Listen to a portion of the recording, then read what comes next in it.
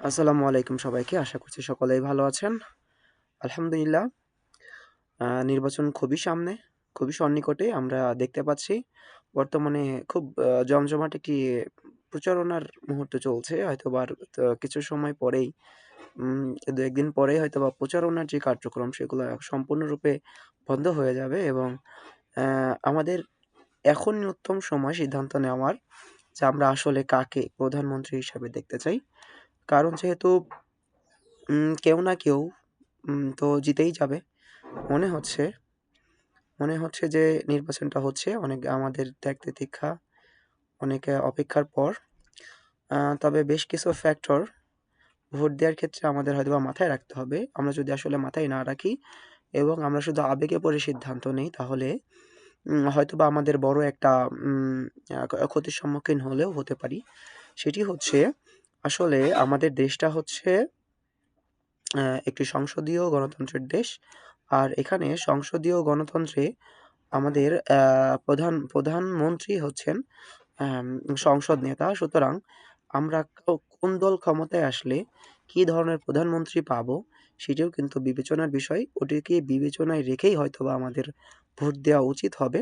আমরা ক্রমান্বয়ে আমি চেষ্টা করব যে কোন মন্ত্রীর কী দায়িত্ব থাকা উচিত এবং কী দক্ষতা থাকলে অন্তত তাকে সেই দায়িত্বটি দেওয়া উচিত। আসুন আমরা ভোট দেওয়ার ক্ষেত্রে সেই বিষয়গুলো অন্তত মাথায় রাখি এবং বিবেচনা করব ভোট কেন্দ্রে যাওয়ার আগেই সিদ্ধান্ত নিতে হবে আমাদের।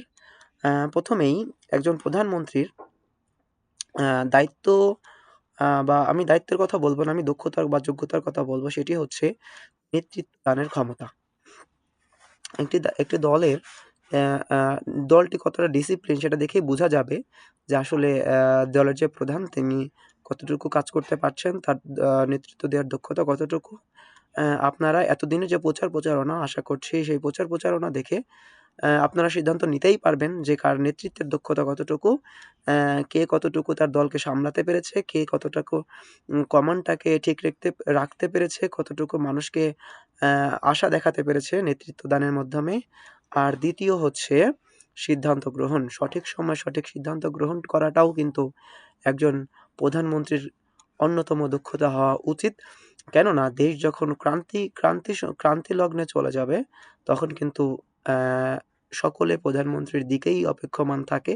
তার সিদ্ধান্ত গ্রহণের দিকেই সবাই চেয়ে থাকে। তো সেই খাতিরে সিদ্ধান্ত গ্রহণের দক্ষতা থাকাটাও জরুরি।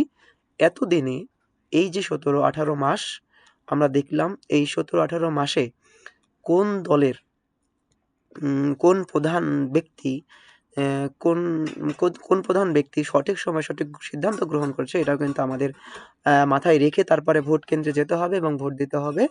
আসেন তারপরে হচ্ছে রাজনৈতিক জ্ঞান ও অভিজ্ঞতা। রাজনৈতিক জ্ঞান ও অভিজ্ঞতার খাতিরে আমি বলব আ আ সব দিকই বিবেচনা করতে হবে। আ রাজনৈতিক কিভাবে একটি দলটি পরিচালনা হলো, দলটি আসলে কমান কতটুকু মানলো না, শিক্ষাগত যোগ্যতা কি? এই বিষয়গুলো আসলে মাথায় রাখতে হবে।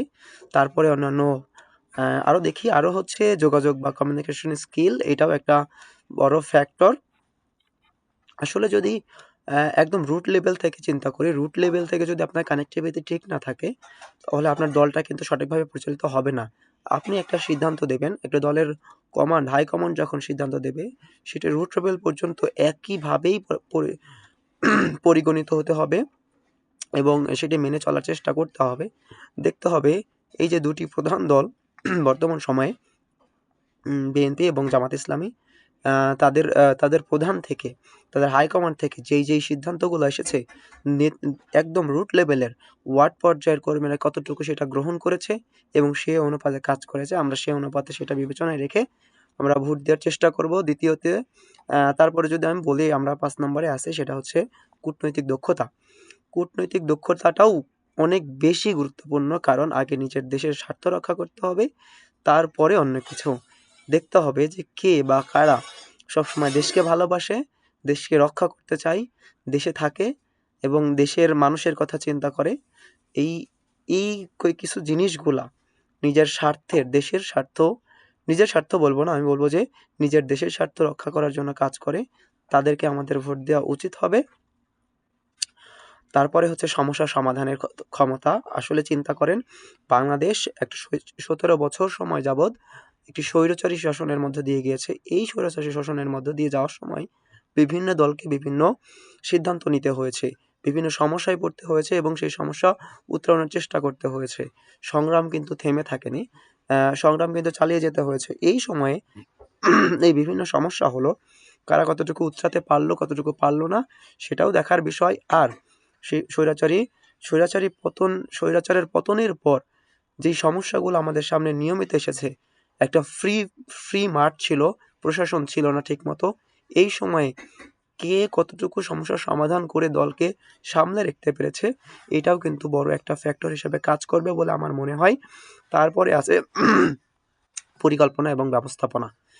কাদের পরিকল্পনা কেমন, এটা কিন্তু আমরা ইশতেহার দেখে বুঝতে পারবো।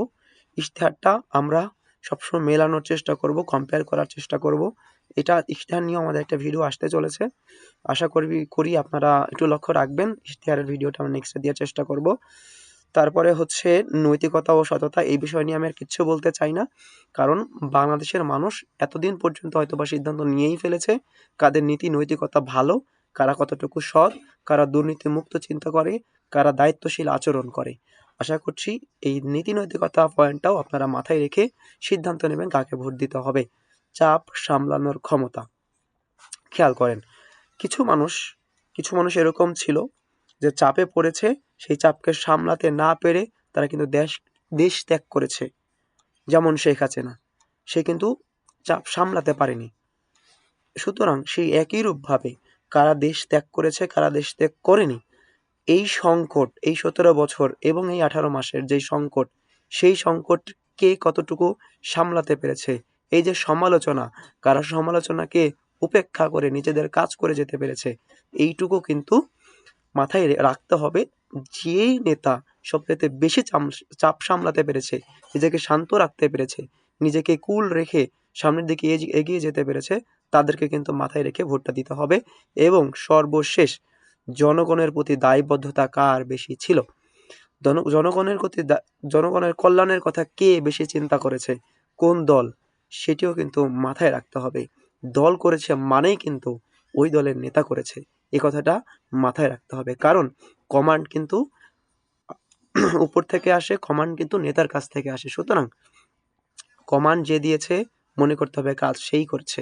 সুতরাং জনগণের প্রতি, আপনাদের প্রতি, আমাদের প্রতি যে বেশি দায়বদ্ধ ছিল, আমরা ভোট তাকেই দিব। সে হোক জামাত ইসলামী, হোক বিএনপি, হোক অন্য কোনো দল মত সকলের উপরে যে যোগ্য, যে সৎ, যে দক্ষ, তাকে আমরা যাচাই করব। আমি এর পরবর্তী ভিডিওতে আমরা ইশতেহার নিয়ে আলোচনা করার চেষ্টা করব এবং ক্রমান্বয়ে প্রত্যেকটি মন্ত্রী কি ধরনের যোগ্যতা হওয়া উচিত সেই বিষয় নিয়ে আমরা কিন্তু কথা বলার চেষ্টা করব। আশা করি আপনারা থাকবেন এবং আমার ভিডিওগুলো দেখার চেষ্টা করবেন ইনশাল্লাহ। আশা করছি ভোটের আগে একটি যোগ্য দলকে বেছে নেওয়ার জন্য যা দরকার ইনশাল্লাহ সব বিষয়ে আপনাদের কাছে পৌঁছে দেব। দেখবেন, সিদ্ধান্ত নেবেন, যেন সিদ্ধান্ত নেওয়ার পরে আর পস্তাতে না হয় ইনশাল্লাহ। সবাই ভালো থাকবেন। এ পর্যন্তই। আসসালামু আলাইকুম ওয়া রাহমাতুল্লাহি ওয়া বারাকাতুহু।